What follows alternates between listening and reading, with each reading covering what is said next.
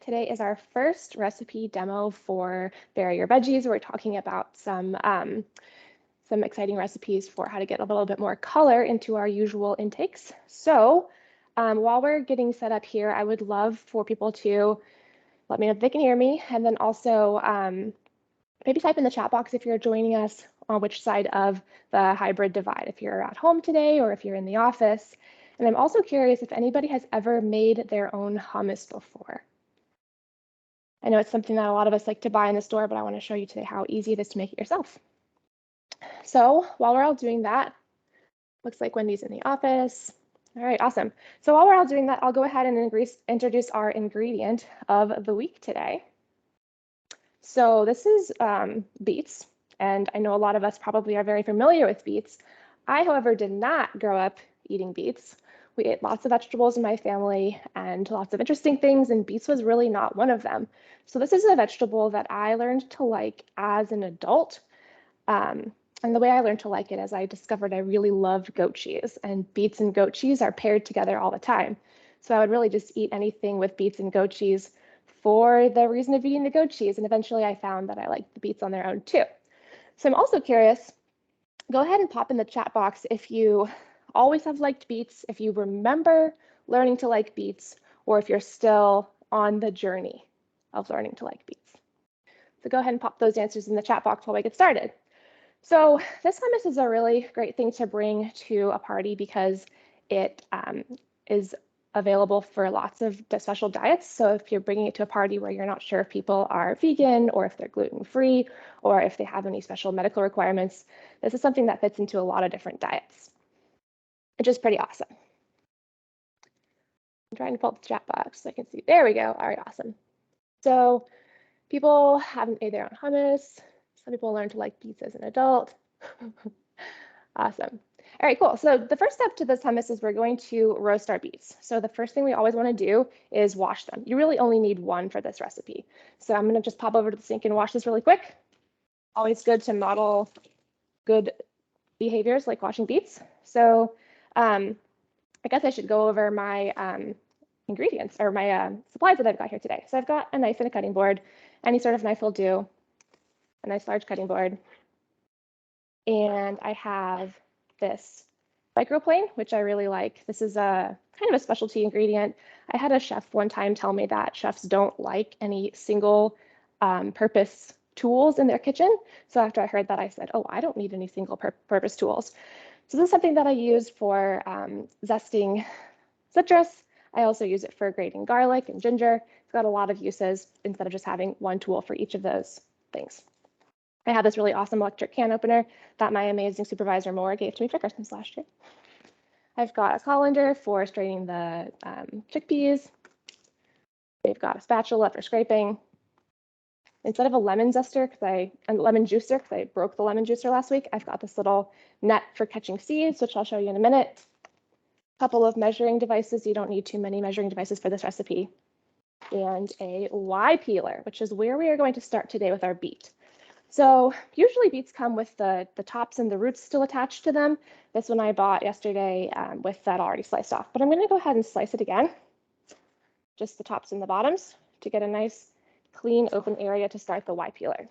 Now, there are a bunch of different ways that you can roast beets for recipes like this, and honestly, you can stop right here, wrap it in foil and pop it in the oven, and that's all you have to do.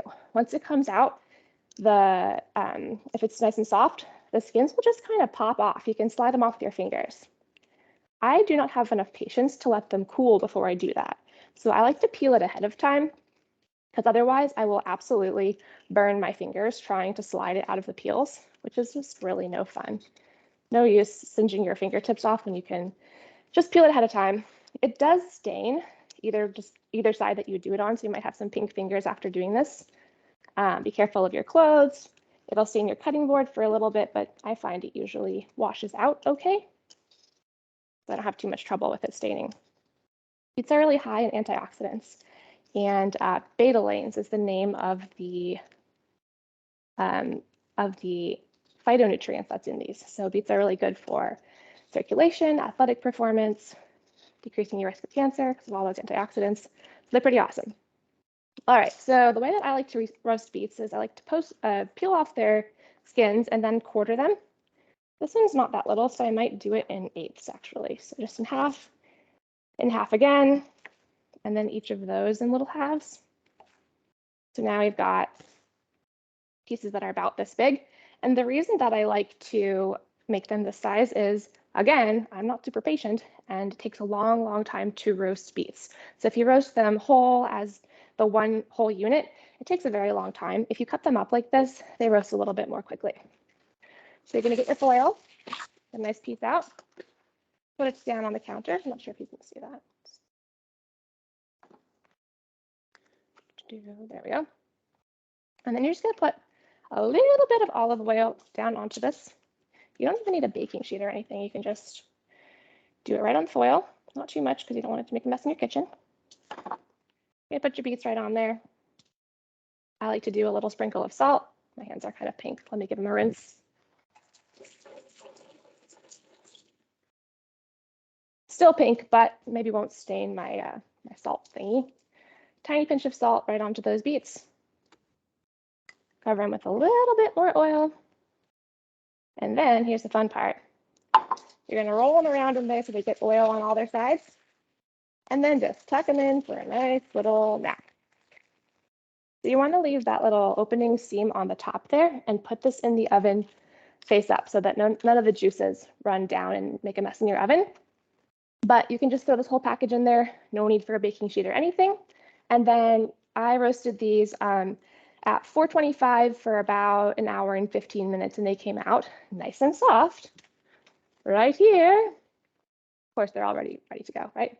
So these beets are really soft. You can poke them with a fork and see how easily that fork goes in. So really soft beets. They're nice and juicy too, which will be nice. So the reason I like to cook beets like this for this recipe is because that is how it preserves the most color. You can absolutely boil beets, but I haven't tried it for this recipe because I think that a lot of the color in the beets will leach out into the water and not make it into your hummus. So it might be kind of fleshy instead of that brilliant magenta that we're going for. I've also tried this with pre-cooked packaged beets, and it had a similar effect of like a fleshy light pink, not the brilliant magenta that you'll see in a minute.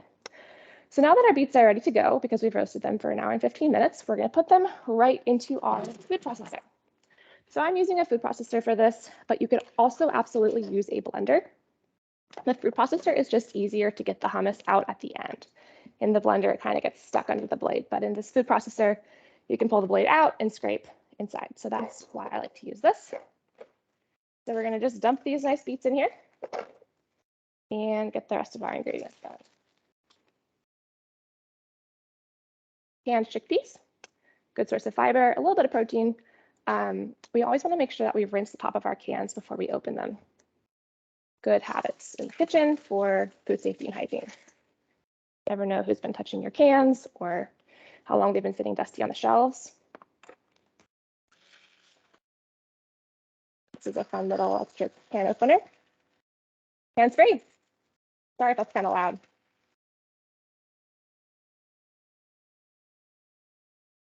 The magic's happening. Almost there, people. Doink. All right. So for canned beans, you always want to rinse them in a colander to get off any of those salty bits or also the parts that aren't so good to digest. So if you have trouble digesting beans, rinsing them a lot of times can help.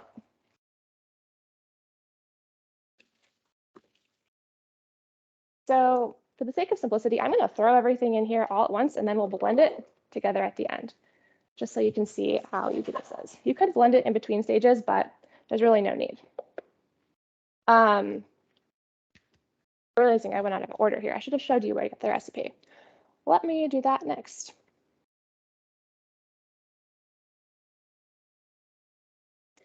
So I'll share my screen. Sorry about that.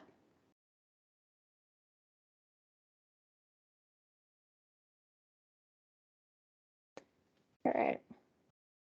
So we're going to go to our portal here. It's www.bewellvermont.org. You're going to sign in under your account. And then the recipe is under our challenge here. It's already posted. It's been posted this whole week. So you're going to go to More and then Challenge Details. This is where you can also find the emails that have the information. So some information about the health benefits of beets right here. And then to download the recipe, you're going to click right here. So that's what we're working with. All right, so we've got our beet, we've got our chickpeas. Next, we're going to our lemon. So I'm going to stop sharing the screen. Hopefully you can all find that recipe. All right, so we've got our lemon. Again, we're going to wash our produce. I could have washed this ahead of time, but I do want to just show how important it is to wash your produce when you're cooking. It doesn't take too long, just a quick rinse to get stuff going. So I've got my microplane, one of my favorite multi-use kitchen tools. And I'm just going to get that outer layer of the yellow part, not too much of the white part, because that's what's bitter. So that yellow part is what we want for that good lemony flavor. That's going to really bring it out. You're going to zest maybe half to all of this lemon, depending on how lemony you like this. I like my hummus really nice and lemony, so I like to put in a little bit extra, but if you're not quite sure, then you can always, stop halfway through. So turning the lemon as you're zesting, making sure you're not scraping too much on the white parts. I'm looking at some comments here. So it looks like a lot of people liked to eat beets as an adult, but didn't like them as a child. Lots of people like them with goat cheese. Trisha says they were always roasted, which is by far the best. I am so with you. That is very true. Roast a brick in some olive oil and salt and it'll taste good, I always say.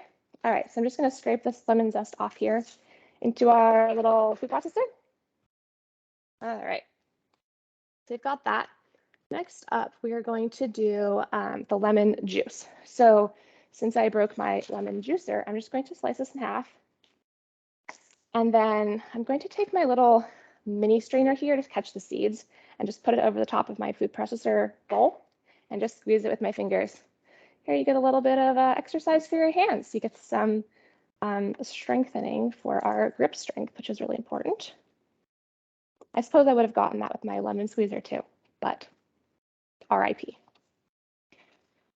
So I'm going to start with half a lemon in here. I pretty much know that I'm going to want to add the other half later. I like it really lemony, so we're going to do a taste later. I'll try to feed you a bite through Teams so you can tell me if it needs more of anything. But we'll start with just this half of lemon. Probably I'll end up putting the other half in too. Alrighty, so this nice thing caught all my little seeds, which I really don't want in there. So that's good to go. Next, we've got 2 cloves of garlic. So the cool thing about doing hummus in the food processor or blender is that you don't have to do anything to the garlic. You just kind of have to peel it off and then you can plop it right in because the blender or food processor will blend it all up for you. I'm getting my 2 cloves off here. Whoa, that was massive. This is huge. I'm just going to use this one here. Since this is raw garlic, you might need less of it since we're not cooking it. If you're using raw garlic, you can usually get away with putting a little bit less in because too much might be a little bit powerful. So I smushed that with the heel of my hand. My golly, that's a big honker. And then it should just pop out of its skin a little bit. All right, chunk that in there. 2 tablespoons of tahini. Tahini is just sesame seeds. That is all smushed up like peanut butter. So really, when you're looking at tahini, the only ingredient in there should be sesame seeds and maybe salt. So we'll do 2 tablespoons of this straight in.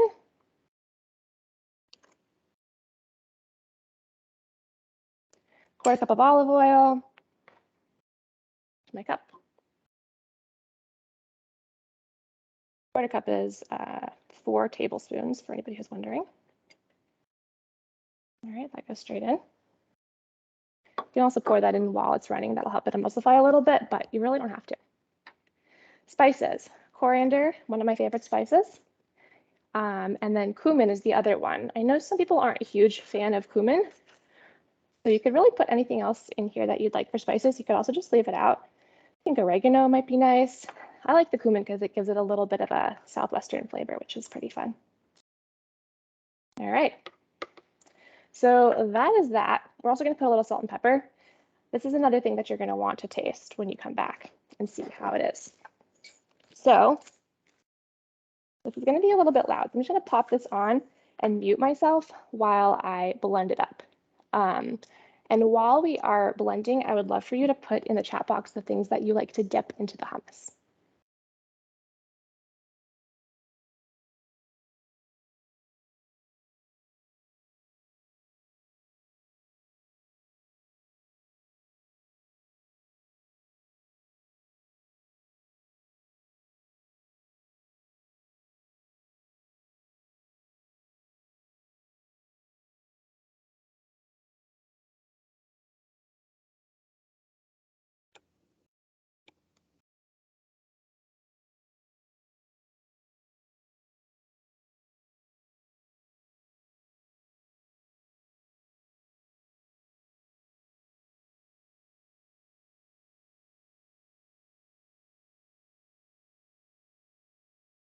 You're still on mute. Hi, sorry. Thanks, Maura. I was just reading some of the comments. Smoked paprika would be delicious in there. So that took almost no time to blend up, just a few seconds. You could keep going if you wanted a little bit smoother, but you can see this amazing magenta color, which is so beautiful. I made this one time for a group of toddlers when I worked at WIC, and they liked it unless they thought it was pink frosting, in which case they got a pretty unpleasant surprise. All right, so now to serve it, I like to put this in a clear bowl because it is so pretty. This is a nice bowl with a blue rim, and it really shows through beautifully. So I'm gonna plop this in here so you can see how pretty it is to serve. And that is really it. So while I'm doing this, I do want to remind you that for the Vary Your Veggies challenge, we are going to be giving away some pretty good prizes for a photo contest. So if you make something in the color of the week, which this week is pink or red or purple or blue, send us a picture of it and you could be entered in a drawing to win a magic bullet blender, which is pretty exciting.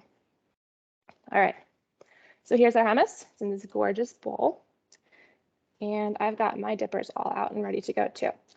So we've got some cucumbers, some peppers, and I've got some pretzels here. So that's the board that I would be serving this on. I did not have time to do the step where you taste it and adjust, but before we take it out of the food processor, it's a good idea to taste it and see if it needs any more salt or any more lemon or anything like that. But I do want to be respectful of everybody's time. So this is our beet hummus. Does anybody have any comments or questions? Feel free to unmute and let me know if you'd make this. It looks amazing. It's got a really nice color. Non-crackers, that sounds great. Can you do it without garlic if you are not a garlic eater? Absolutely could do it without garlic, yeah.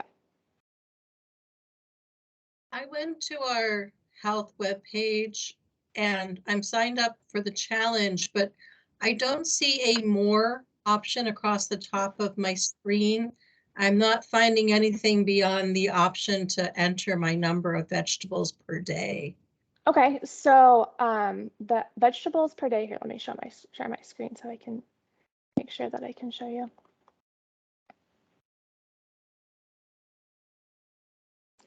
So to get to this page, so you'll come in and you'll find yourself on this page.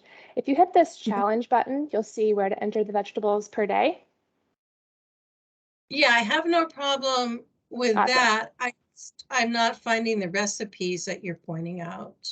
So depending on how wide your monitor is, you might or might not have them more. You might just see challenge details next to challenges. So it's the one that's labeled challenge details. It might be just on the bar or it might be under more, depending on how wide your laptop is. So Got challenge it. details. Awesome. Thank you. Cool. No problem. Any other questions?